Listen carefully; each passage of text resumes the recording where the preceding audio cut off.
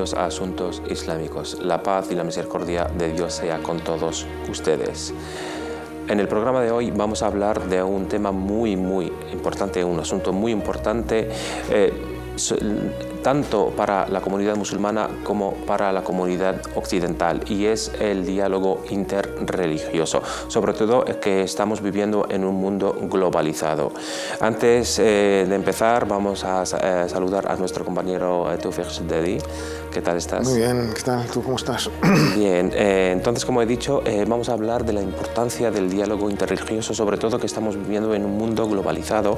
Antiguamente a lo mejor existía un mundo islámico y otro mundo occidental, pero ahora con la modernización se puede dar el caso de un diálogo interreligioso.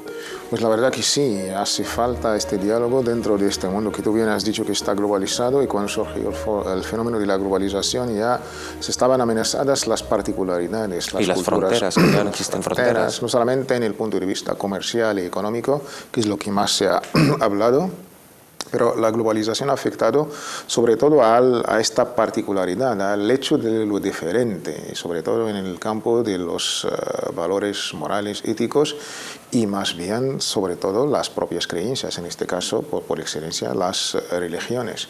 La religión también se va a globalizar, podemos hablar de una religión mundial, una unión de todas las religiones, o hay que respetar todas y cada una dentro de este hecho, de este derecho, más bien, de respetar al otro, al diferente.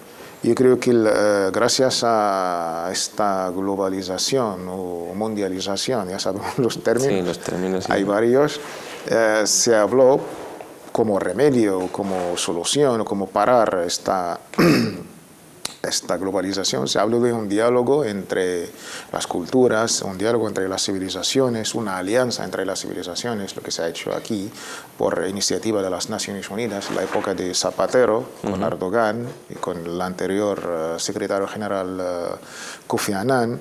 Aunque lamentable esta iniciativa políticamente se paró, no hay interés, quizás las guerras o las empresas de armamento mandan mucho más que el diálogo.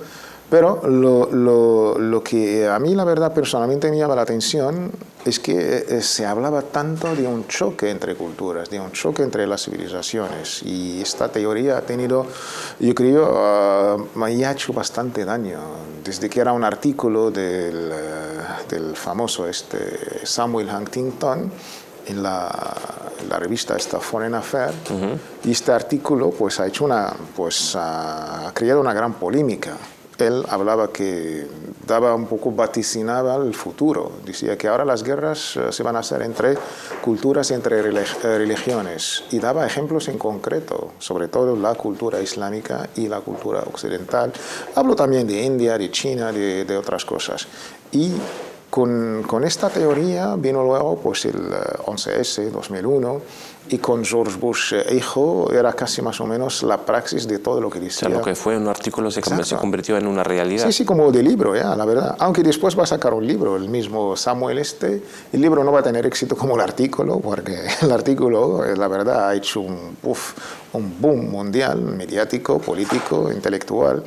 Y aunque ha sido bastante, la verdad, criticado, una de las críticas serias era este diálogo entre civilizaciones, o lo que se llamó la alianza entre civilizaciones, para parar el daño que ha hecho esta teoría del choque, the clash of civilization, choque entre las civilizaciones. Y aquí en España, la verdad, se ha hecho un buen trabajo durante la época, aunque lamentable después no hubo voluntad política. Con Fernando Mayor Zaragoza, el anterior secretario general de la UNESCO, que es de aquí, de España, su iniciativa de dialogar entre las tres culturas o las tres religiones, y por esto pues vemos que el diálogo es sumamente importante.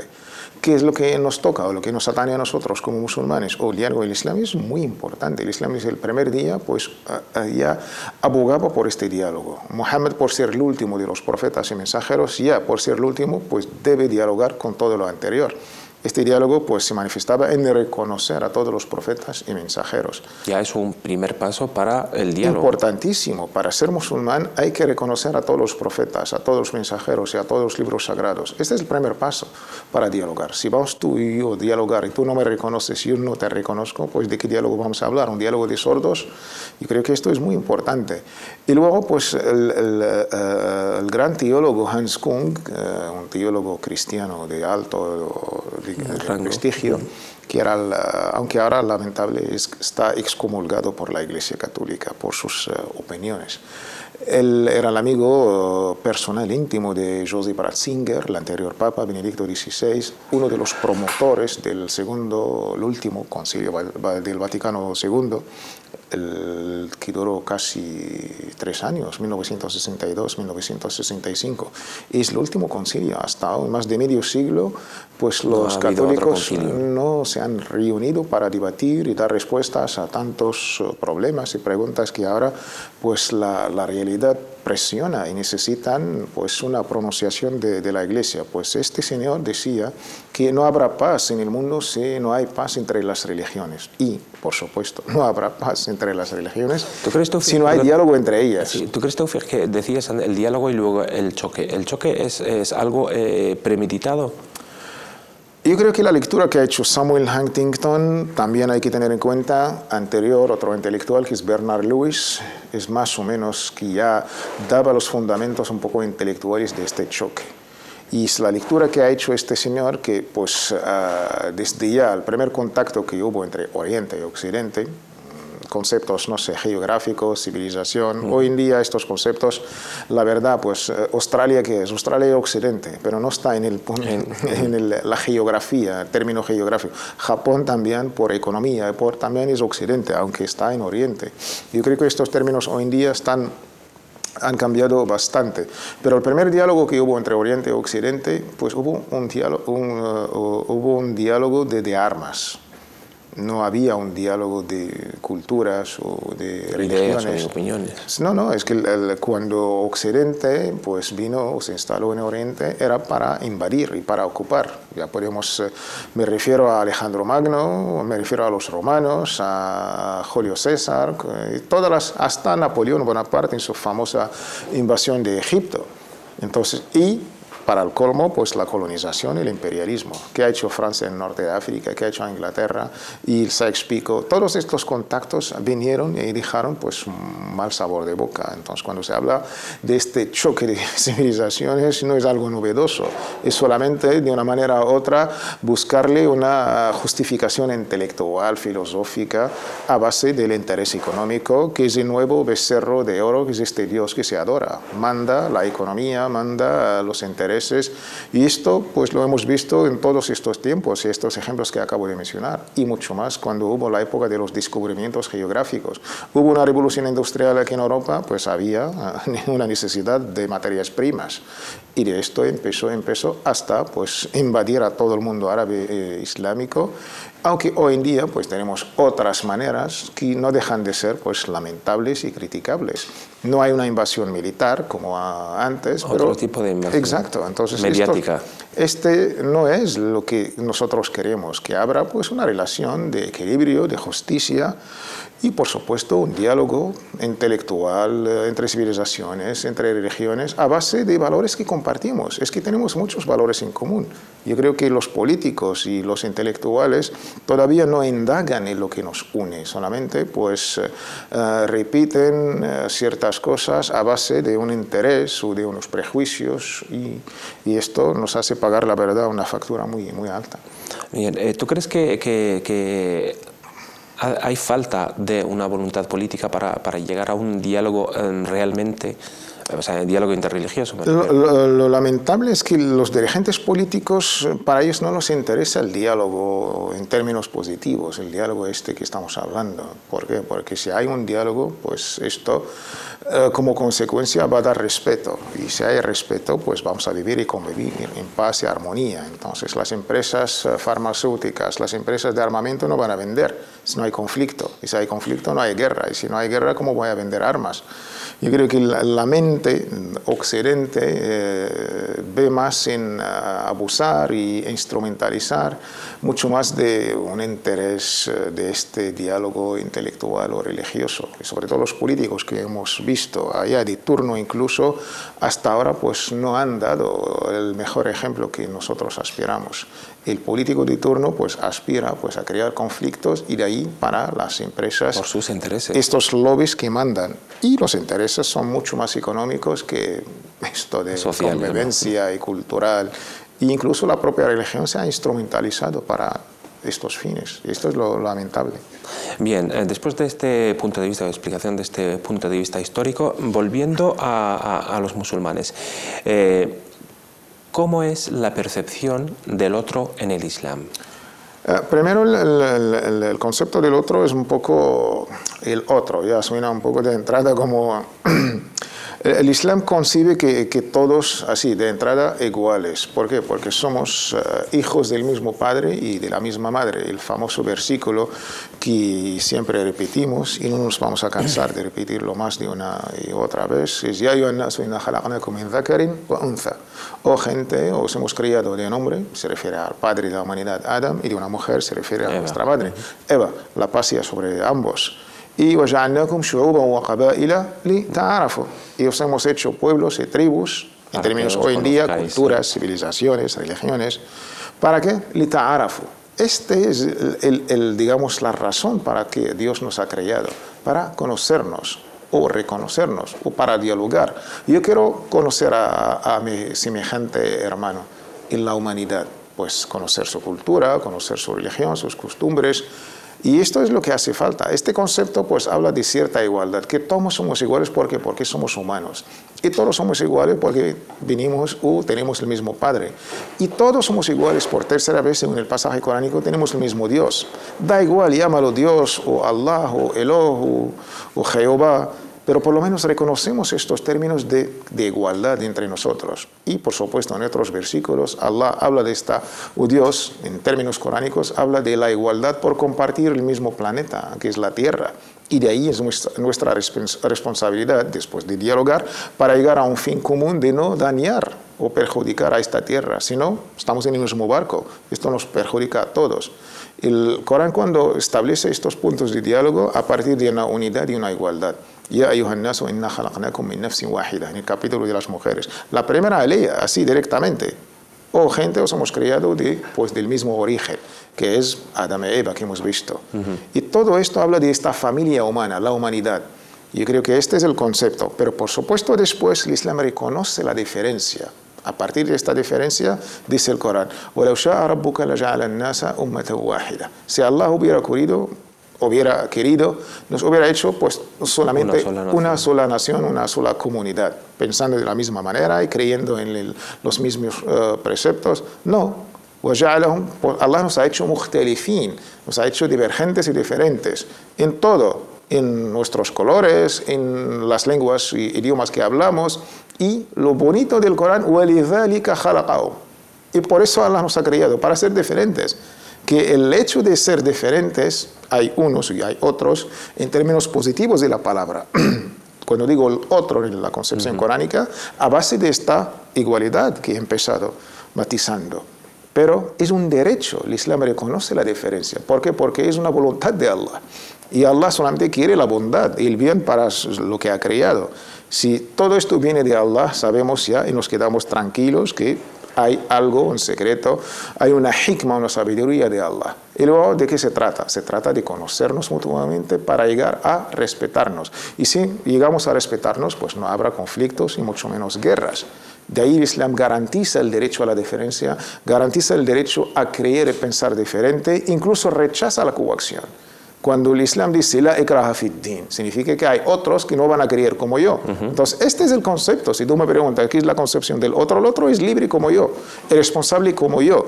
Incluso le garantiza al Islam esta libertad religiosa. Allah dice la ikraha fid din. Significa que otros pueden tener el derecho, cedido por Allah, de creer de una manera diferente. Incluso en otro capítulo que todos quizás los musulmanes memorizamos, قُلْ يَا أَيُّهَا الْكَافِرُونَ. Oh gente no musulmana o no creyente, o no compartir los mismos preceptos de creencia como yo. pues no voy a adorar lo que vosotros adoráis, tampoco vosotros vais a adorar lo mío. Y al final el Corán termina con una frase muy noble, que tendréis vuestra religión y yo tengo la mía.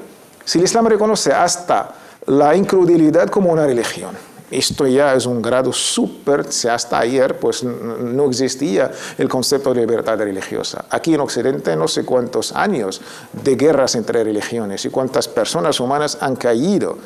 Sin embargo, hace 15 años el Islam considera al otro como responsable y le garantiza todos los derechos. Lo más sagrado e importante es el derecho de la creencia y de conciencia libre. Y esto yo creo que este concepto nos hace falta hoy en día. Vale, voy a aprovechar que has mencionado este punto. En principio, en primer lugar te voy a preguntar, ¿hay miedo de lo desconocido? Porque en los medios de comunicación siempre cuando hay un atentado, digamos, dicen, no, es que no les gusta nuestro modo de vida o están contra de todo lo que es occidental. Existe un miedo de lo desconocido porque desconocen realmente lo que es realmente el Islam, por eso dicen estas cosas. Sí, lamentable, hay un miedo, y esto lo decía ya el Imam Ali, hay un dicho del cuarto califa, que Allah esté complacido con todos ellos. Ali ibn Abi Talib decía, el insanu aduwwu ma yajhal. El hombre, o el ser humano, es enemigo de todo aquel que ignora. Pues no tengo información o estoy mal informado, pues opinaré de lo que me venden los medios de comunicación, me bombardean y de ahí, pues como yo no te conozco, musulmán, me han dicho que eres terrorista. Una cosa que decir, que no tampoco justificamos los atentados. Cuando, no, para nada. Que solamente el miedo de esto, del desconocido. Y meter todo en el mismo saco. Es que esto es injusto. Que todos los musulmanes son terroristas porque hubo unos cuantos que decían que eran musulmanes. No es lo correcto, ni lo justo, ni lo... De la misma manera, pues decir que ETA era vasca, que todos los vascos eran etarras o terroristas, o de Milosevic era ortodoxo y mataba a los musulmanes en Bosnia y Herzegovina, que todos ortodoxos. Sin ir más lejos, los budistas ahora, lo que los budistas ahora, sí, no claro. Podemos decir que todos los budistas son terroristas. Sí, exacto, de la misma manera. ¿Por qué vamos a meter a todos los musulmanes por unos cuantos ni siquiera representan a sí mismos? Una minoría minoritaria. Y de esto yo creo que la lógica nos dice, no, hay que ser justos. Pues tratar y de una manera injusta y que todos los musulmanes son terroristas hasta que se demuestra lo contrario, esto no es lo justo ni lo contrario. Si lo vamos a aplicar a otras religiones, pues tampoco creo que la gente va a estar de acuerdo. Entonces, si lo que pedimos para los otros también lo tenemos que aplicar para nosotros mismos. Bien, pues por eso entonces hay que informarse primero antes de sacar juicios, o sea, de valor o cualquier tipo de juicio sobre una comunidad o una persona. No, esto es para nosotros como musulmanes es un mandato. La famosa ayah, ya ayyuhan nasu in ja'akum fasiqun binaba'in fatabayyanu an tusibu qawman bijahalatin fatusbihu ala ma fa'altum nadimin. Vosotros que creíais, si alguien os trae una noticia, debes averiguar su certeza, debes de esta noticia, contrastarla, porque si no vais a hacer daño a gente. Si esto a nivel de unas personas o a nivel de dos culturas o a nivel de un medio de comunicación, esta ley se lo vamos a aplicar y que es la mejor manera de pues un poco contrastar las noticias, no hacer daño a una cultura o a una religión. Fíjate, por ejemplo, el término terrorismo islámico. ¿Cuánto daño ha hecho este término? Y luego islamista, y luego ahora yihadista. Es que estamos en la misma música, la verdad. Sabiendo que la palabra jihad es esfuerzo. De la misma manera se puede decir yo, pues la caridad. Sabemos que la caridad, una de las virtudes en la religión teologal es en la religión católica cristiana. Voy a decir el terrorismo caritativo. La gente se va a reír. Y lo mismo, terrorismo islámico. Islámico significa paz. Hay un terrorismo pacífico o pacifista, terrorismo pacífico. Es que la gente le venden ciertos términos y te bombardean por la mañana, por la tarde, y luego pues el daño ya está hecho. Entonces todo el Islam es ya una religión terrorista. Lo peor, que incluso el libro sagrado del Islam es un libro violento. Te sacan unas aliyas o versículos de contexto, de la misma manera que yo puedo hacer con el Antiguo Testamento o el Nuevo Testamento, y ya juzgar o prejuzgar y hacer, la verdad, bastante daño. Muy bien, con esto hacemos hacemos una pequeña pausa y volvemos. Enseguida volvemos.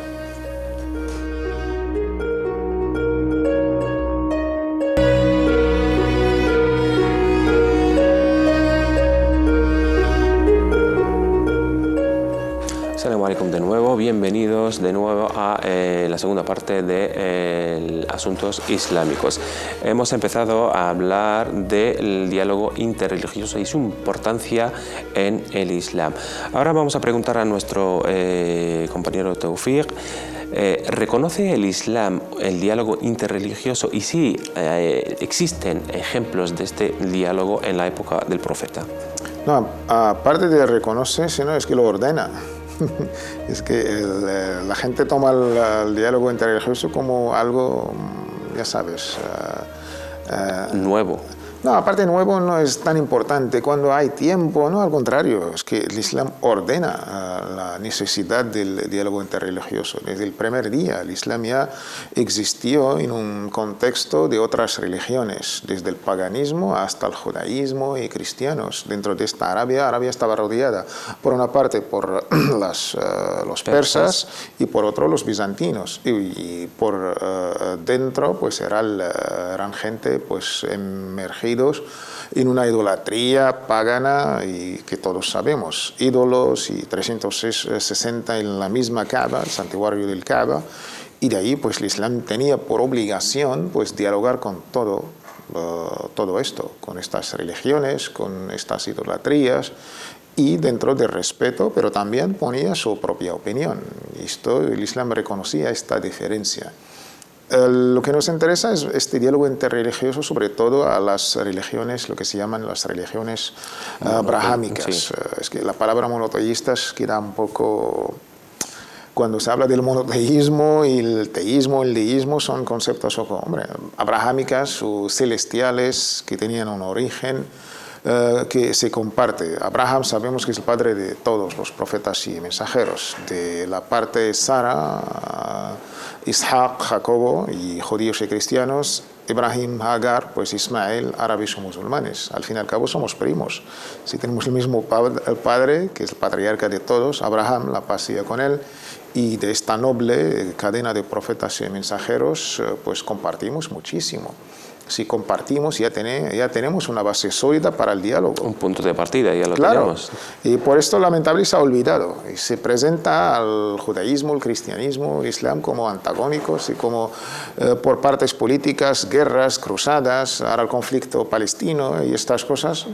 La religión está ahí en medio como origen del problema. Yo creo que es al contrario.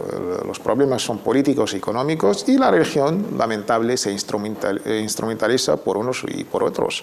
Esto es la propia historia y siempre hemos dicho hay que separar entre la religión en sí, sus propios textos sagrados, y el Islam, si en este caso el Corán y la Sunna, si estábamos hablando del cristianismo, tenemos los libros sagrados, el Nuevo Testamento sobre todo, y por supuesto los judíos también tenemos el Antiguo Testamento junto con otros libros, de la misma manera que también pasa con los católicos y con los ortodoxos, no solamente los textos sagrados, pero tienen tradiciones de sus grandes teólogos reconocidos dentro de cada religión.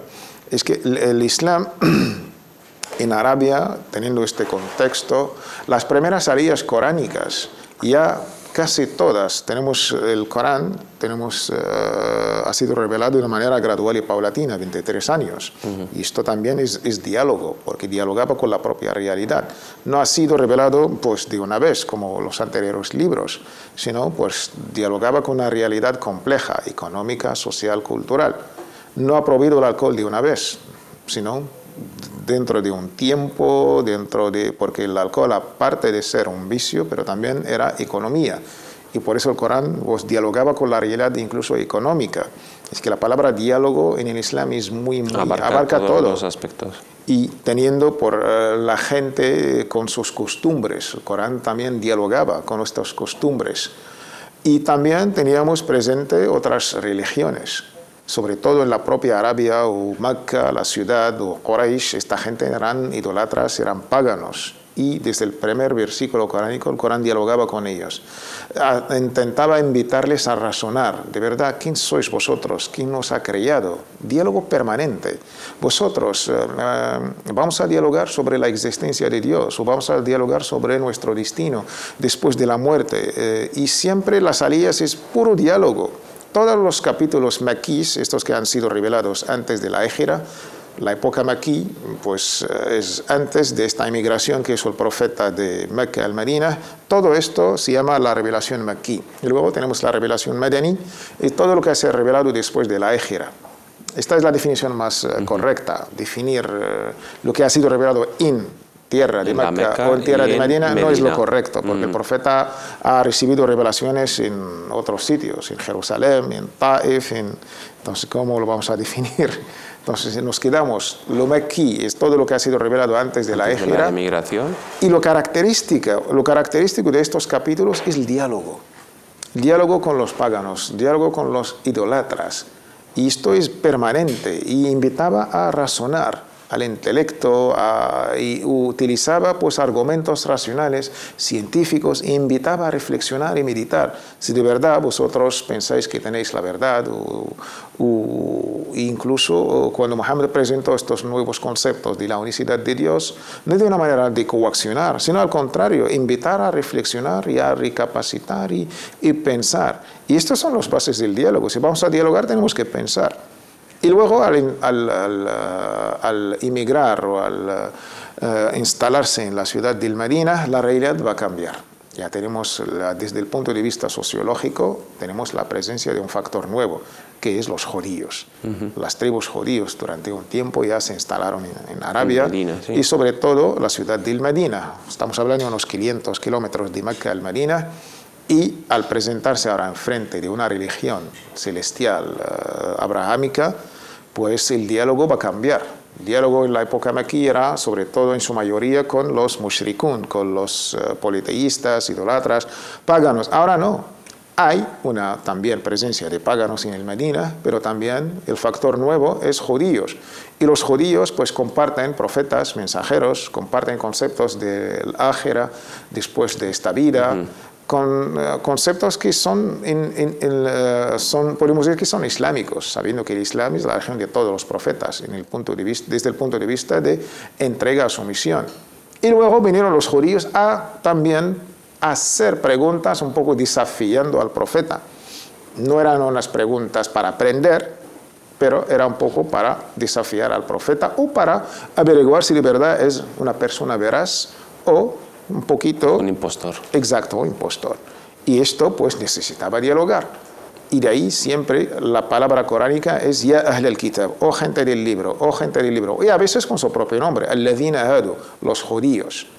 Y por supuesto, después de un tiempo también, va a haber pues unas visitas, vinieron unas delegaciones, pero esta vez un factor novedoso, aunque el Corán lo trató de una manera genérica. Cuando el Corán habla del término de la gente del libro, se refiere a cualquier religión que tenía un libro sagrado. El término, por excelencia, siempre nos viene a la mente dos libros, pues el Evangelio y la Torá, lo que hoy se conoce como el Antiguo Testamento y el Nuevo Testamento. Pero el Corán habla de Evangelio revelado a Jesús, no el Evangelio reconocido hoy pues a Mateo, a Lucas, y a Juan y a Marcos. El Corán habla de un libro revelado al propio Jesús, para matizar el Evangelio, el Injil y la Torá. La Torá hoy es reconocida por los dos, judíos y cristianos, y también han añadido otros libros de profetas y de poetas. Por eso se llama el Antiguo Testamento, y los dos, Biblia, que es una recuperación de biblios o de libros. Y esto el Corán siempre ha mantenido un diálogo, desde qué pienso yo, el Islam, de las demás religiones, hasta las cosas que tenemos en común, hasta lo que la gente lo ve un poco como... No, hasta la comida de la gente del libro, hasta los matrimonios con la gente del libro. Y este diálogo era permanente. Esto desde el punto de vista coránico. El Corán llama más de una alea. Gente del libro, venir con una palabra común. وَلَا تُجَادِلُوا أَهْلَ الْكِتَابِ إِلَّا بِالَّتِي هِيَ أَحْسَنُ. No debatéis con la gente del libro, sino con palabras, con las mejores palabras y maneras. Y esto, el Corán, desde el inicio hasta el final, siempre está presente esta noción de la gente del libro, del mejor trato, del diálogo, incluso con las cosas y los valores que tenemos en común. Muy bien, has dado el ejemplo de los judíos. ¿Hay otro ejemplo del diálogo con los cristianos? Sí, el diálogo de los cristianos, por no cohabitar en la misma región geográfica, sí, zona geográfica, hablo en cercanías, aunque existían los árabes cristianos, y también con su contacto con los bizantinos. Y los bizantinos, los romanos orientales, eran cristianos. Y también muchos árabes aceptaron la fe, la religión cristiana ortodoxa, unas minorías católicas y otras que hoy en día dentro del corpus cristiano están tratadas como herejías. Nestorianos, arrianos, pero en general eran cristianos. Y los árabes, pues sí, también abrazaron esta fe. Y el Corán también los ha mantenido pues siempre con diálogo y los han tenido en cuenta, pero ya el contacto que nos consta así de una manera práctica en el año 8º de la Égira, que se llama el año Amul Wufud, el año de las delegaciones, que ya más o menos el profeta se instaló de una manera seria y después de firmar unos acuerdos de paz, y luego pues ya su balance político ya más o menos dominaba y Quraysh se ha hecho pues atrás. Entonces era un año de estabilidad y venían las delegaciones a visitar, a felicitar, a firmar acuerdos. Y una de estas delegaciones eran cristianas, se conoce sobre todo la delegación de Najran. Hoy Najran está entre Yemen y Saudi, eran cristianos. Y este diálogo, esta delegación vino presidida por grandes autoridades cristianas, Abdul Masih, y venían con su indumentaria cristiana, ¿sabes? El hábito, las cruces. Y lo curioso, ¿dónde los ha recibido el profeta? No había una sede del Ministerio de Asuntos Exteriores donde recibía las delegaciones y sobre todo si son religiosas. No, en la misma casa de Allah, en la mezquita del profeta. Y esto para los musulmanes incluso es un poco, que no están informados o que no han estudiado, chocante.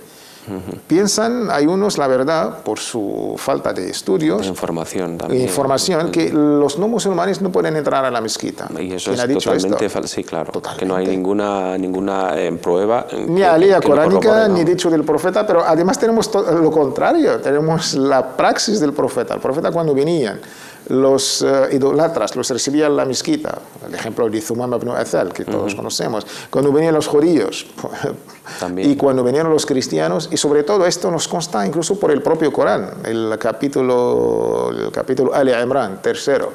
Y si empiezas a leer las aliyas 56 hasta 61, pues ha celebrado este diálogo interreligioso entre el profeta y los cristianos de la delegación de Najran. Este diálogo duró 3 semanas. 3 semanas esta gente donde habitaba, en la mezquita, junto con los musulmanes. Y más, cuando venía la hora de la misa, llamaba al profeta a Omar. Y sabemos quién es Omar. Omar ibn al-Khattab, que Allah esté complacido con Omar. Límpiales el sitio para que recen. Omar, indícale dónde está Jerusalén, porque para ellos es la orientación para rezar. Incluso el otro día encontré un amigo de Eritrea, Etiopía, me explicó que sí, que Jerusalén hasta hoy en día es la qibla, es la orientación hasta de los musulmanes, se dirigen a Jerusalén. Y yo me quedé, vale, los cristianos se dirigen a Jerusalén, lo entiendo, pero los musulmanes me dijo, no, es que la Meca, si uno en Eritrea se dirige a la Meca, también es la misma zona, exacto, de Jerusalén. La verdad me ha sorprendido al principio. Y decía el profeta la paz y con él, Omar, indícales dónde está la dirección para que se orienten los cristianos, para que hagan su misa, sus oraciones. Y después de 3 semanas, dialogando la Trinidad, la unicidad de Dios, si eres profeta, no eres profeta, y con toda la paciencia que tenía el profeta con ellos y con toda esta hospitalidad dentro de su propia mezquita, no dijo que no. Y este es puro diálogo, con comida, con todo, ahí lo compartían. Y veían también cómo los musulmanes rezaban y Muhammad hacía sus charlas, la paz con él, y al final no llegaron a ninguna conclusión. Para ti es la Santa Trinidad, para ti Dios es uno, es único, para ti Jesús es hijo de Dios, para ti es un profeta y mensajero. Y al final Muhammad, la paz sea con él, dijo, vale, de 3 semanas no hemos llegado a una conclusión, vamos a parar esto. ¿Pero de qué manera? Vamos a invitar, a traer a nuestras familias, dice el profeta, dice el Corán en nombre del profeta, vamos a llamar a nosotros mismos, yo, a mi mujer, a mis hijos, y vosotros vais a hacer lo mismo y vamos a dirigirnos a Dios y pedir pues la solución que venga desde arriba. O sea, mejor ejemplo que este. No, es que los argumentos intelectuales, las ideas, el debate, y hasta ahora necesitamos intervención divina. Vamos a dirigirnos a Dios, vamos a invocar a Dios para que maldiga el mentiroso de nosotros, pidiendo la maldición sobre quien miente. Al escuchar esto, por eso se llama ayatul mubahala, nabtahil ila Allah, fanaj'al la'nat Allah 'ala al-kadhibin. Vamos a a invocar a Dios. Si yo digo que Dios es uno, tú dices Dios es trino, Es que... vale, te respeto, pero si quieres llegar a una solución, hemos agotado lo humano entre nosotros. Diálogo, sí. Y dijo el profeta, dijo el Corán en nombre del profeta, pues pedimos la invocación de Dios que maldiga, la maldición caiga sobre quien miente de nosotros. La delegación de Nazarán cristiana al escucharse dijo, no, hasta aquí hemos llegado. Hasta invocar a Dios y invitar la maldición de Dios son palabras mayores. Muhammad, tú contento con lo tuyo, nosotros contentos con lo nuestro, este diálogo interreligioso que termine así, entre respeto mutuo. Y Muhammad dijo, vale, muy bien, estamos totalmente de acuerdo. Yo reconozco vuestra fe, vosotros reconocéis la mía, y compartimos lo que nos une, nos respetamos entre nosotros, y más le ha escrito Ahdu o Muahadat Najran. Un pacto que el profeta como presidente, jefe de Estado, aparte de ser profeta y mensajero de Dios, les ha dado todos los derechos de su creencia, de su adoración, de sus prácticas, de una manera política. Y esto para mí es la primera dirección de los derechos humanos. A base de un diálogo interreligioso, al final vais a quedar cristianos, nosotros musulmanes, pero tendréis toda la libertad religiosa y tendréis garantizados todos vuestros derechos. Esto se conoce como el Pacto de Najran. Muy bien, la verdad es que es muy interesante y nos falta tiempo para terminar, para seguir hablando de este tema que es muy, muy importante y interesante al mismo tiempo. No sé si podremos seguir en otro capítulo este tema, pero inshallah. En cuanto a ustedes, muchas gracias por seguir el programa y salam alaikum, la paz y la misericordia de Dios sea con todos ustedes.